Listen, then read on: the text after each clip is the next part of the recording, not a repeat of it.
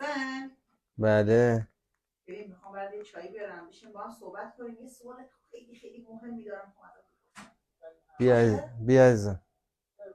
واقعا جدی جواب بدین دفعه. باشه.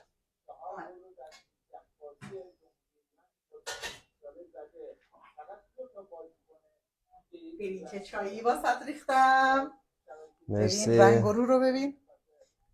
مرسی. محسن یه لحظه گوش بده من چی میگم. فوتبال رو ولش کن.